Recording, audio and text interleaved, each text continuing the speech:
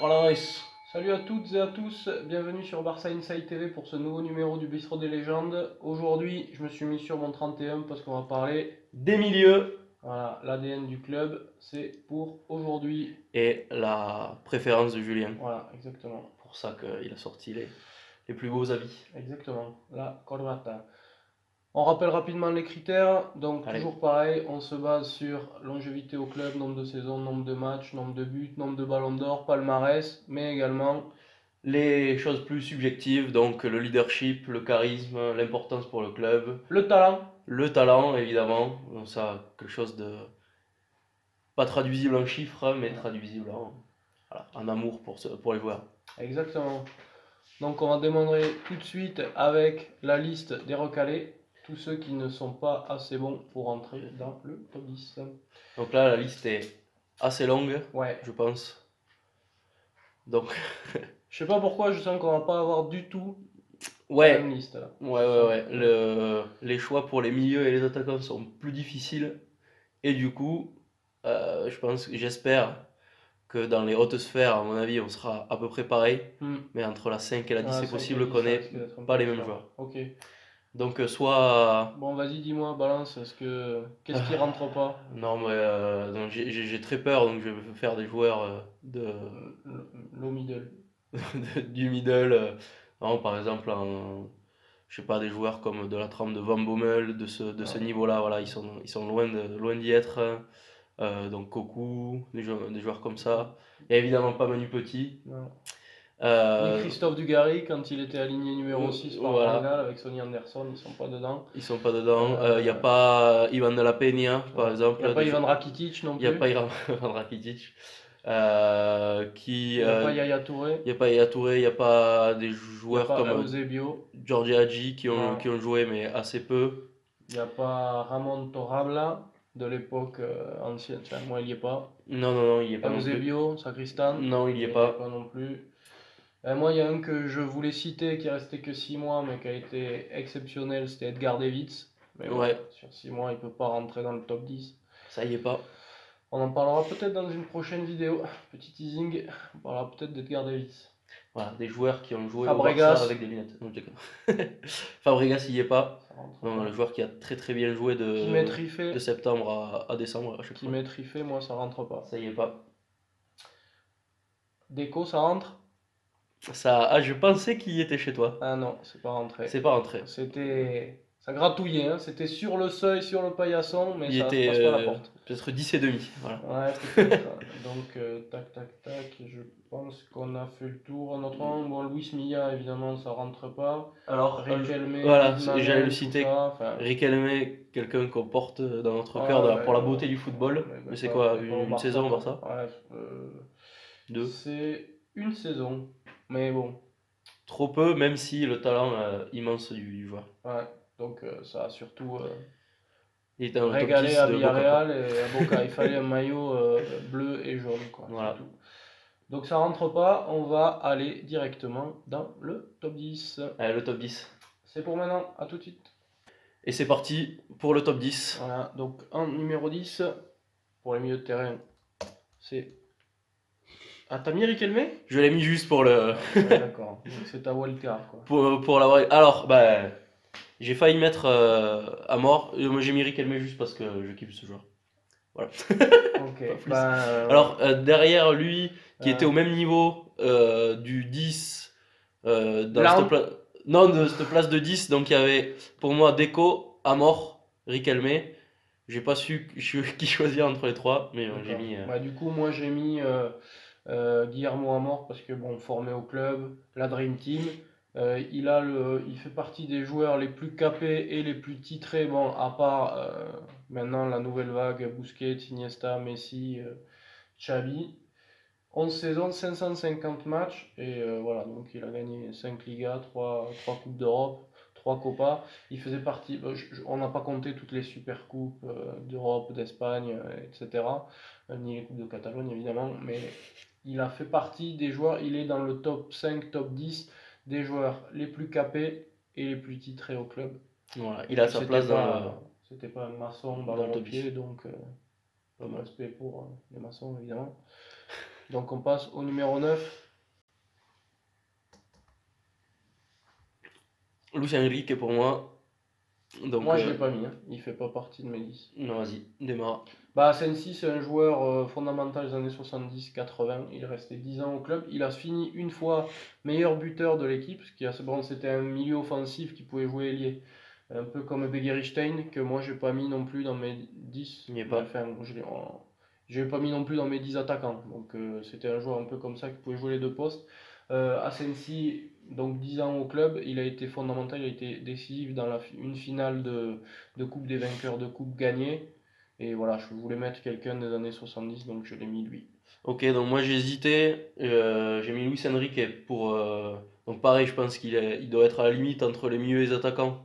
Il peut. Enfin, non, Ouais, milieu. milieu, il pourrait jouer un peu plus haut. Donc voilà, quelqu'un qui a compté dans ces années, donc fin 90, pour le Barça. J'ai longuement hésité, donc j'ai mis Luis Enrique. Donc, Ok. qui sera peut-être aussi dans notre top 10 Luis plus tard. Enrique, c'est quand même 8 saisons, quoi. Donc aussi, Voilà, ça 8 peut- saisons. Pour quelqu'un qui n'est pas de la maison, pas Ouais. catalan. Mais... Hop, donc en numéro 8. Ah, Le match, quoi. Moi, je l'ai pas, hein. eh ben moi je l'ai pas. Ah, bah, voilà. Donc, pourquoi Niskens, donc le surnommé Johan El Segon, donc le deuxième Johan, derrière Cruyff évidemment. Alors Niskens qui aurait, non l'inverse, Cruyff qui aurait peut-être pas eu le rendement s'il n'y avait pas eu Niskens derrière lui. Donc Cruyff l'a fait venir de l'Ajax pour jouer dans son Barça. Donc voilà, quelqu'un de, on va dire, pas d'anachronique, mais quelqu'un qui a créé quasiment un poste aussi. Milieu à tout faire. De milieu à tout faire, quasiment peut-être un des premiers box-to-box de l'histoire, quelqu'un qui jouait 6 tout en jouant plus haut, tout en régalant, en récupérant des ballons. Donc voilà. Un peu la même chose que Schuster, quoi. Je l'ai mis pas énormément peut-être de saison au Barça, il me semble 5. 4 ou 5, ouais, voilà. Donc, mais Il bon. arrive un an après Cruyff et il repart un an après Cruyff. Moi, je l'ai pas mis parce que je suis pas sûr que. En fait, chaque fois que tu lis des articles, j'en ai lu encore un récemment sur Niskens, ils te disent qu'il a joué au Barça, mais chaque fois qu'il parle de ses matchs, de ses exploits, de ses meilleures C'est perfs, c'est avec l'Ajax et avec les Pays-Bas, mais jamais avec le Barça. Donc c'est un mec hyper important. Je suis pas sûr qu'il était à son meilleur niveau en Blaugrana. Non, Donc c'est mais pour je ça l'ai que mis je l'ai pas pour mis. l'importance qu'il a eu pour Cruyff. Hmm. Ok. Non, je le Non, mets. mais ça se déforme. Moi, j'ai mis la blondinette à moustache. Voilà. Quand il arrive, je crois qu'il a pas la moustache. Ah, Là, j'ai vu une photo où il était peut-être glabre. Peut-être qu'il sur un avait pas Movember, encore. quelque chose comme ça. Voilà, exactement. Donc, pareil, box to box aussi. L'homme à tout faire des années 80. Bon, le mec Voilà. est quand même passé après au Real et à l'Atlético. Donc, hashtag je suis un traître. Donc, moi, il perd tous ses points. De... 8 saisons, un peu moins de 300 matchs, plus de 100 buts quand même. Donc voilà, le Frank Lampard avant l'heure. Et je Numéro pense 8. qu'il est obligé d'y être. Pour moi, il pouvait pas ne pas y être, Non, désolé. même si bon, il a changé de couleur après. Il y a d'autres mecs peut-être qui ont changé de couleur qui sont dans le top. Donc, Oh, ah bah oui, ça c'est obligé. On continue. numéro 7. Ok. Ouais, Ok. c'est un peu bas, mais j'ai pas pu le mettre plus haut. Moi, je l'ai pas mis Bakero du coup, hein. Ok. Non, mais vas-y pour Ah, Pep. vas-y, toi. Donc, non, mais. Non, Bakero, je le mets. Alors, ça m'a surpris. Donc, un joueur qui a aussi beaucoup joué au Barça, qui a eu son importance. Donc, c'était dans les années 90, si je dis pas de Dream Team, bêtises. ouais. Dream Team, qui doit être aussi assez haut dans le nombre de matchs joués. Pas Non? tant. Pas 9 tant? saisons, 9 saisons, ouais, 329 pardon. matchs, 115 C'est buts. un nombre de saisons. Donc voilà, un des milieux de la Dream Team. Mm. Je l'ai mis là. Mec qui faisait le troisième homme. C'était un peu, il a joué 9,5 aussi. Voilà. Mais moi je l'ai pas mis. J'ai hésité. C'était la triplette Amor, Guardiola, Bakero. Je n'ai gardé que 2 sur les 3. Donc j'ai giclé Bakero. Ok, vas-y Voilà. pour Pep. Bah, Guardiola, bon, Guardiola c'est un monstre quoi. Mais est-ce que. En Alors fait, je veux. pourquoi je l'ai pas mis plus haut? Je me demande si S'il n'avait pas été coach, est-ce qu'on en parlerait autant? Déjà, s'il avait pas été coach, est-ce qu'il aurait la même aura au club? Et surtout, c'était un super numéro 6. Mais est-ce qu'il faisait vraiment partie des top 5, top 10 de son époque? Je suis pas si sûr. C'était parfait pour le Barça. Mais c'était un joueur extraordinaire, quoi. C'était un mec qui savait pas défendre, mais qui jouait numéro 6. Il faisait la paire avec Koeman pour les relances, les sorties de balles, etc. Mais c'était un joueur extraordinaire que j'adorais. Mais j'ai mis des mecs plus hauts, qui étaient peut-être plus talentueux, qui étaient peut-être plus dans les meilleurs joueurs de leur génération. Et voilà, bon, il est quand même septième, je sais pas où tu l'as mis toi, Ouais. mais moi j'ai eu du mal à le mettre plus haut que ça. Voilà, un peu un crève-cœur, mais Ouais, Pep ça Guardiola, me. Bon, ok. c'est septième. Au numéro 6. Donc, Ah, mon idole, là-bas, l'idole de lui aussi. Et lui. non, voilà. Laudrup, alors j'imagine que tu l'as mis plus haut, si je dis pas de bêtises. Pas beaucoup Donc, plus haut, mais un peu pas plus haut. beaucoup plus haut, mais alors, je vais laisser Julien en parler quand ça sera son tour parce Mm. que c'est un de ses idoles, sinon son premier idole de jeunesse, on va Ouais, dire. on va dire ça, ouais. Donc, je te laisse sur Busquets aussi. Tu vas faire. Tu l'as ou pas? Je l'ai, ouais, il est plus haut. Ok. Bon, ben, Boussy, c'est le numéro. Tu vois, par exemple, je pense que même si tu interrogeais Guardiola, il te Il dirait préférait. que Busquets était plus fort que lui, Qui l'a fait, enfin, et c'est Guardiola qu'il l'a qui intronisé. l'a forcé à, enfin, qui l'a mis dans son équipe Ouais, en sortant Yaya Touré, voilà. que d'aucuns auraient trouvé meilleur à l'époque Mm. peut-être. Plus Donc d'impact. voilà, lui il l'a sorti de la Masia, il l'a mis, il lui a donné ses responsabilités, ses galons, avec Voilà, moi, enfin, en termes de numéro 6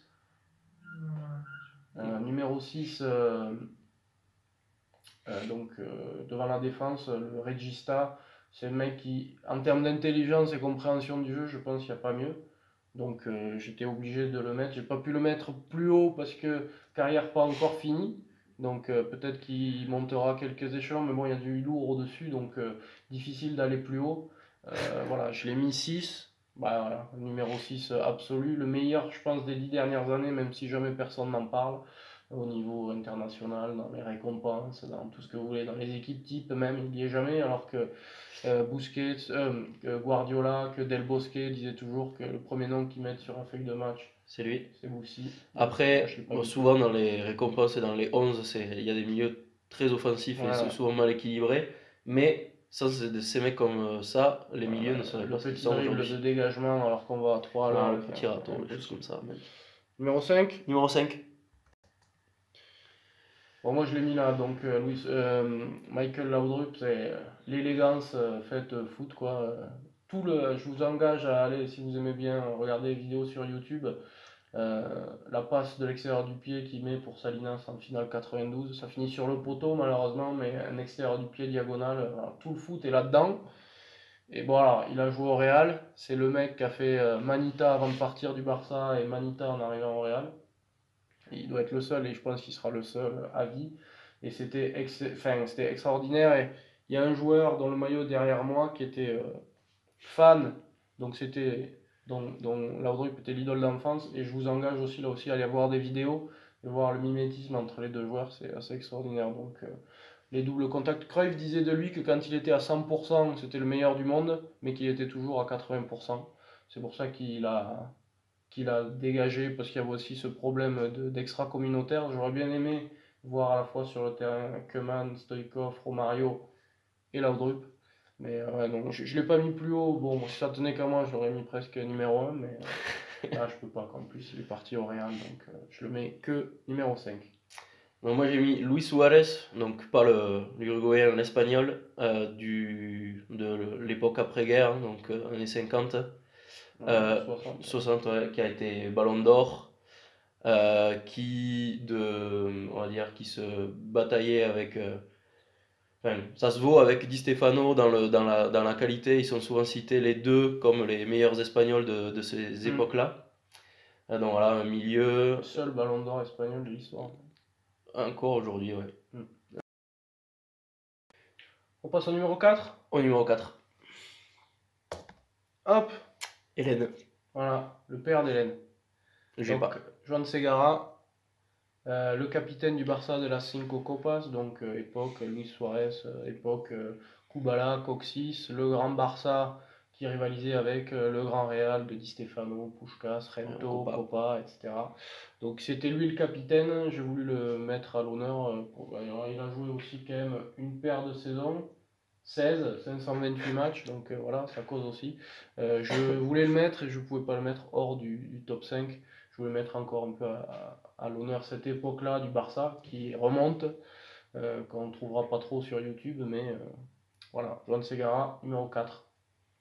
Donc moi j'ai mis ici Busquets parce que il a fait briller ceux qui sont au-dessus de lui, qui sont dans nos top 3. Donc voilà, tu l'as dit, l'élégance rare, cette facilité de se dégager des situations les plus difficiles où d'aucuns auraient mis une grande pointe en touche, ou au moins aurait fait repasser par les gardiens. Lui non, il préférait faire des petits crochets. Le tout avec une pointe de vitesse défiant toute concurrence. Voilà, je pense au test d'avant-saison. Il devait être. Peut-être sur l'endurance, c'était Non, pas mais si sur mal, les sprints. sur 60 mètres, c'est clair qu'il y a maman et les gosses dans la caravane, quoi. Voilà, tout le monde, son père peut-être aussi accroché. Possible. Donc voilà, il est là, juste au. Alors, carrière pas finie, est-ce qu'il peut aller plus haut? Et C'est dur, hein, il y a du monde. c'est dur. Déjà, alors, je l'ai mis là, alors que déjà on aurait pu être devant lui. Donc la place de numéro 4 se discute puisque déjà t'as pas la même. Et là, les crans sont de plus en plus difficiles à passer. Donc je sais pas si, évidemment, si on regagne beaucoup de champions, c'est que qu'il est toujours là et qu'il est aussi décisif, ça se discutera. Ok. Podium? Le podium, les 3 premiers. Donc moi je l'ai là. Ok. Et moi je l'ai là. Donc, alors, en t'écoutant, je me suis peut-être laissé berner par l'après Guardiola joueur. Peut-être, hein. Non mais ça se respecte. Hein, et le Guardiola, donc entraîneur qui a fait briller les deux qui sont a priori en 1 et en 2. Peut-être qu'on n'a pas les mêmes. Peut-être qu'on n'a pas les mêmes. Donc voilà, le numéro 4 accroché. Il avait le numéro 3 aussi. Hein? Certains matchs, il avait le numéro 3. Donc voilà, comme tu l'as dit, donc quelqu'un qui n'était pas forcément un des meilleurs défenseurs, enfin de qualité défensive énorme. Par contre, tout le reste c'était régal. Donc voilà, moi je le mets sur la 3e marche du podium. Donc voilà, les époques se mêlent et difficile de mettre de décider est-ce que Guardiola c'est devant Luis Suarez. Je l'ai mis là moi, donc t'en as parlé tout à l'heure. Pas grand chose d'autre à ajouter. La seule truc c'est que il a perdu les finales il n'a pas gagné les Champions avec le Barça, il les a gagnés avec l'Inter après. Mais voilà, je pense que c'était un joueur. Il a laissé aussi une grande. Je l'ai mis numéro 3 parce que je crois qu'on est d'accord sur les 2 premiers, mais dans quel ordre? Non, voilà, les 2 premiers qui sont souvent qui vont de pair. Les Siamois. Dans le numéro 2. Bon, on est d'accord. Moi j'ai mis comme sur le maillot du coup. Je vois ça. Bon. Alors là, c'est. Déjà, il est parti il y a 6 mois là, mais on s'en remet toujours pas. Non. Là, c'est. Comme je disais tout à l'heure, regardez Laudrup et Iniesta, les doubles contacts, les passes cachées, tout ça, c'est exactement pareil. Franchement, je pense que j'ai rarement vu un joueur qui a un tel mimétisme, surtout à un tel niveau. Même là, l'élève a déplacé le maître, certainement, mais entre l'idole et le gamin qui copie, c'est ouf. C'est fabuleux. C'est bon, alors, si on reprend nos critères, donc en but important, donc avec le Barça. Voilà, en termes de décisif, il n'y a pas. Il y a évidemment d'autres devant lui à la même époque, un petit gaucher, mais alors lui, évidemment, l'Iniesta, qui m'a fait perdre à peu près toutes mes cordes vocales. Par contre, moi aussi. Par contre, il y a quand même un truc. Le mec, il a joué 16 saisons au Barça. Il a fait une saison à 8 buts en Liga, sinon il n'a jamais été passé 4 buts. Non. Il y a quand même une anomalie, quoi. Tu joues milieu offensif dans ce Barça de cette époque-là, avec. Enfin, comment ça tourne, et quand tu mets 125 buts par saison, et toi t'en mets 4, il y a quand même un truc qui. Voilà, il y a plus de passes décisives et encore plus de Ouais, ouais, pré-passes ouais. décisives. Ouais, voilà, parce que même qui- des passes décisives, c'est pas fou. c'est pas ouf, Bon, quoi. c'est sympa quand même comme Mm. score, mais voilà, le plus important, c'est, on va dire, des pré-passes décisives. Mm. Donc voilà, une beauté à regarder, moi je m'en lassais pas. Mm. Et donc aujourd'hui, c'est vrai que ça crée un peu un vide sur le côté gauche, même si bon, Ouais. c'est pas horrible non plus. C'est quelqu'un qui, avec celui qui est sur la première marche, ont été d'une symbiose Ouais. assez parfaite, et même avec Busquets, qui ont fait un milieu Le meilleur milieu de terrain de l'histoire, quoi. qui est difficile, je pense, à égaler et encore plus à surpasser. Donc voilà, c'est Andrés. Alors, et ce qui est rigolo, c'est que tu le disais pour les défenseurs à propos de Puyol, je pense qu'il y a aussi pas mal d'Espagnols qui aiment Ouais, ouais. Iniesta pour ce qu'il a fait avec la Roja et le geste Ouais, non, c'est pour, clair. pour Daniel Jarque. Donc voilà, c'est quelqu'un qui. Clair que c'est rare un joueur, surtout du Barça, qui a été autant applaudi sur tous les stades d'Espagne, quoi. Donc Ouais, ça aussi, ça contribue un peu à sa légende. exactement. D'autant plus que dans l'équipe actuelle, il y en a qui se font siffler. Donc Voilà. ça balance. Et donc en parlant de légende, celui qui a aussi contribué à sa légende, c'est le numéro 1. Xavi Hernandez Creus, pour son nom entier. Le truc, c'est que je pense que en termes de cerveau et de compréhension du De jeu, QI du jeu de football. position, de tout ce que tu veux, je pense que c'est le mec qui est intellectuel. Alors, ça plaît pas à tout le monde, hein. Il y a plein de gens qui lui reprochent qu'ils voient le foot que par le prisme du jeu du Barça. Et que Bah, par nous, le jeu de passe. voilà, nous, on va pas lui reprocher, mais c'est le mec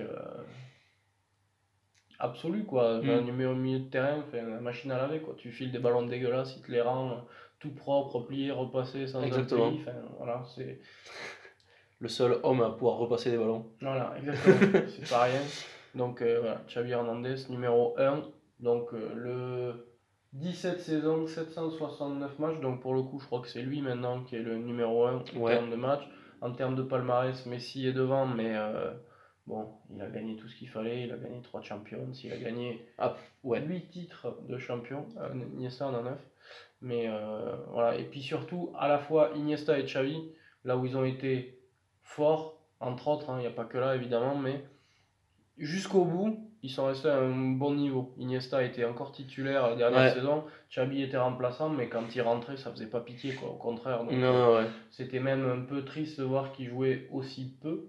Je pense qu'il pouvait plus jouer tous les matchs, 60 matchs x 90 Non, minutes. je pense mais, que le format lui plaisait aussi de, mais, de pouvoir être bon quand il jouait et de pas être lessivé et de faire du Xavi à donc ils 90%. ont pas fini, Non, ils se sont pas ridiculisés sur la fin, quoi. Donc ça c'est assez.